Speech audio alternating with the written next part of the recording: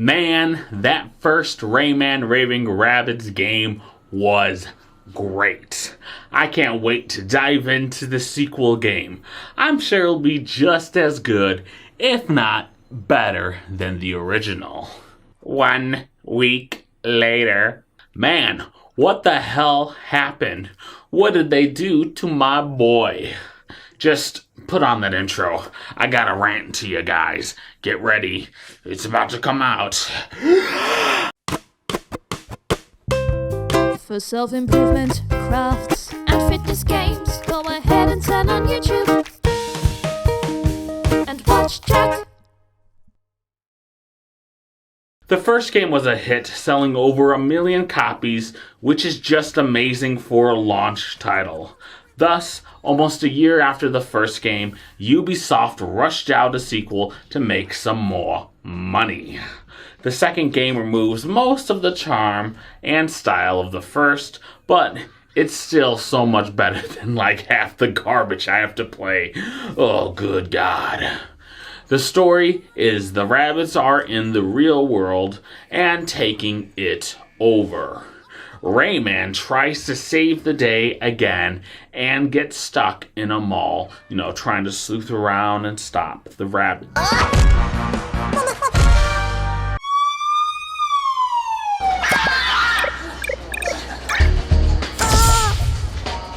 That's right, the game is mall themed. Well, at least the title screen is. You must complete the mini-games to unlock the shooting gallery, where you are free to start shooting and destroying these creatures to save the world. To unlock the shooting games, you must play as Rayman in the single-player mode only. That's right, playing multiplayer does nothing to unlock the rest of the story, which, guess who played multiplayer for a few times and wasted that time? Yeah, me.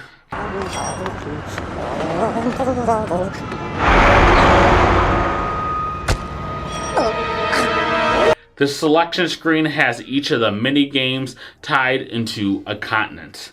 There's Asia, Europe, South America, USA, Hawaii. Alright, well, I guess the continent idea didn't really work out at the end, I guess.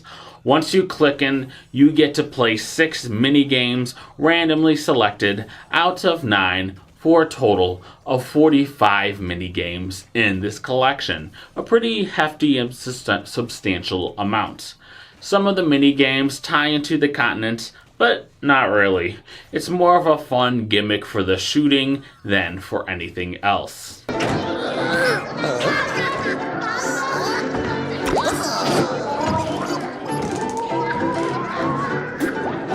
Besides the lack of polish, the minigame's bad choices are a big issue with the game.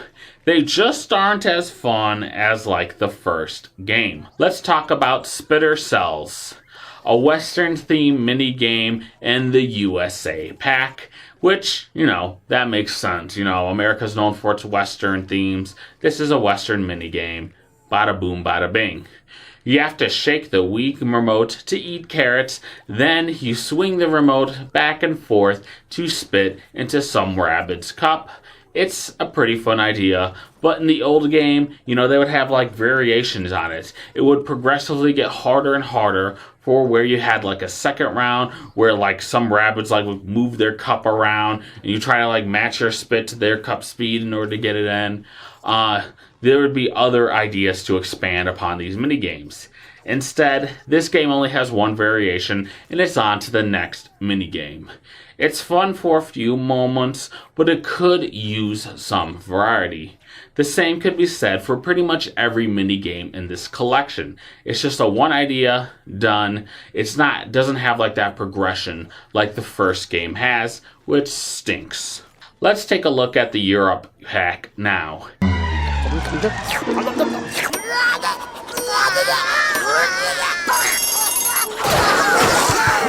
Mini-games in this pack include Ice on Ice, where you must slide through the ice to deliver ice cream to a big fat rabbit who just loves to eat ice cream. He's probably made after me. It's fun, but once you play it, there's not really any challenge. It's clear that this is set for multiplayer, really, where it's like a blast to play. You just bump into each other, someone grabs the ice cream cone, so you're like, let's put them on, throw them into the hole. It's fun in multiplayer, but in single player, it's boring.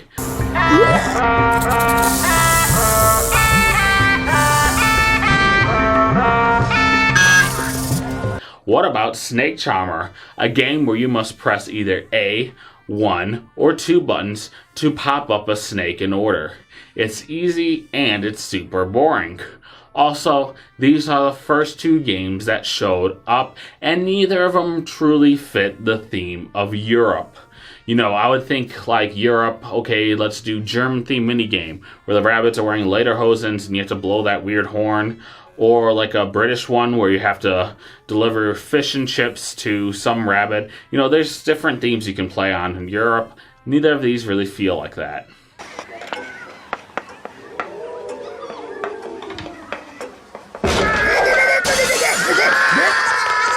An example minigame where the game was actually fun was this one. You must throw the paper balls at the chalkboard. Once the teacher rabbit turns around, you must stop or risk getting something thrown at you and thus losing points. The trick here is that the longer you throw, the more points you get. So you gotta kind of compare and contrast, if it's worth it to get that one last ball in for mega points.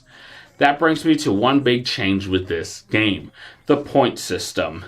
In the first game, you had to beat all mini games in the objectives to unlock different outfits for Rayman, and you couldn't play as the rabbits in the first one, so who cares about them? Now everything is points based, where you must get at least 12,000 points to unlock an outfit.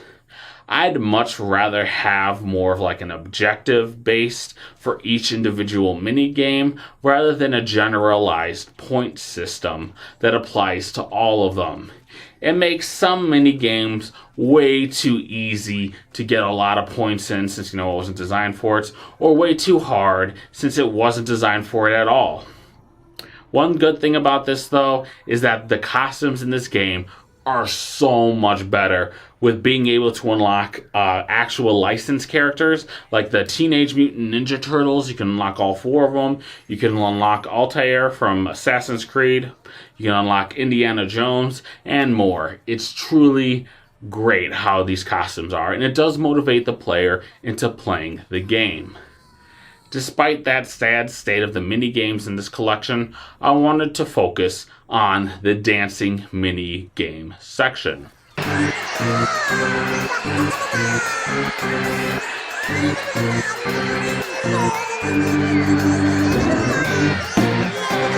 From the first game, you only move like the left or right, the Wii Remote or the nunchuck when the rabbits show up. They actually improved on this concept a ton. Gameplay wise, you have moments where you have to like whirl around the Wii Remote, or you have to whirl around the nunchuck, or you have to do both as like this running pattern. It's a nice base to break up and get you a ton of points. They also include difficulty levels to choose from based on the instruments, so everybody can play along to a different instrument and everyone can play along to a different difficulty option. Lastly, the songs they chose are some just straight up bops. The Rabbids version of Teenager in Love is excellent and is something I actually listen to. And I would say that it actually rivals the original just because I like the competition. No offense to Dion and the Bell Monster, whatever their name was. If only the little garbage monsters didn't sing in that high-pitched shift voice. Smoke on the Water is another smashing one that the rabbits just squeal over. But it kind of works. It's like, smoked on the water. It's fun.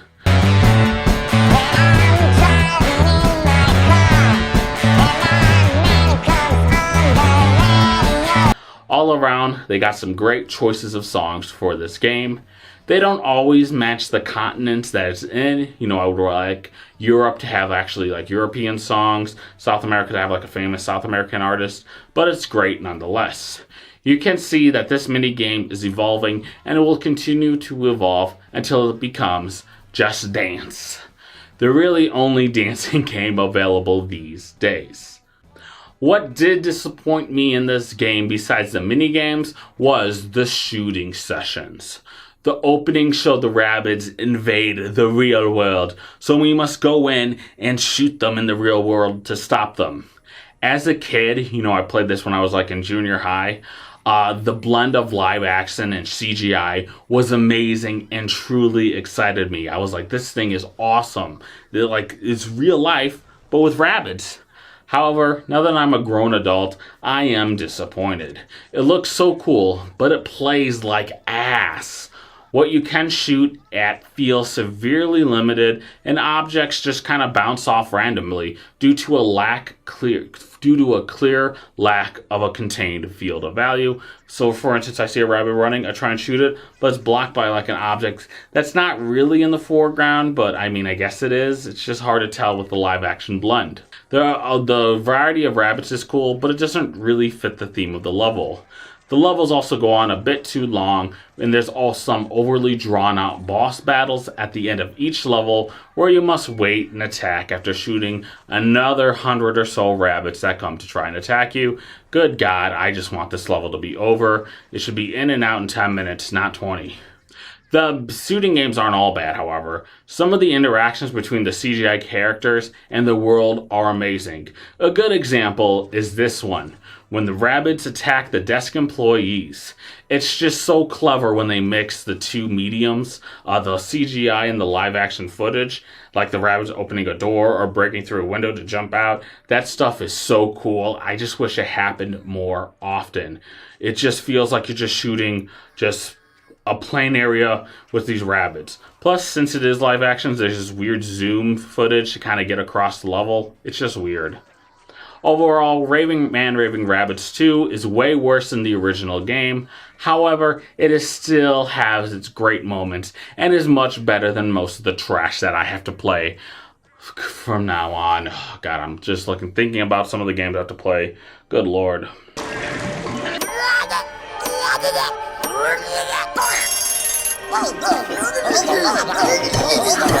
While it doesn't hold a candle to the original game, and is usually considered the worst Rabbids game on the Nintendo Wii, it still is great, and I still had a blast playing it compared to the rest of the other games.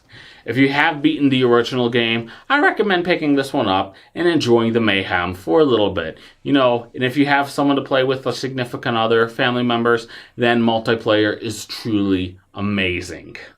So guys, thank you so much for watching this video on Rayman Raving Rabbids 2. Go grab your Nintendo Wii and get ready to play it. As for me, please tune in next week for some random video before we hit up the next third Rayman Raving Rabbids titled TV Party. That's right, it is Budget Fitness Month, but I've decided to space out the videos so that way I don't just throw video game footage for everyone each week. To watch these videos, go ahead and subscribe to my YouTube channel, like all my videos, and comment below if you have any ideas for future videos you want me to do. Also, don't forget to follow me on Twitter or Instagram at TrueJackJenk. Visit my website at jack-jenkins.com. Lastly, have an amazing day, everyone. All you guys watching are truly amazing and are going to destroy these evil Rabbids once and for all.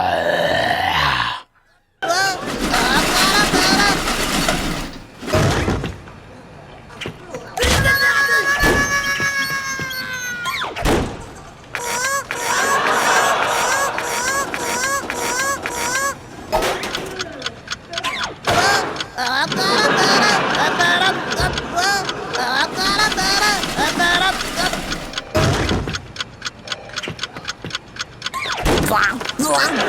blah, blah, blah.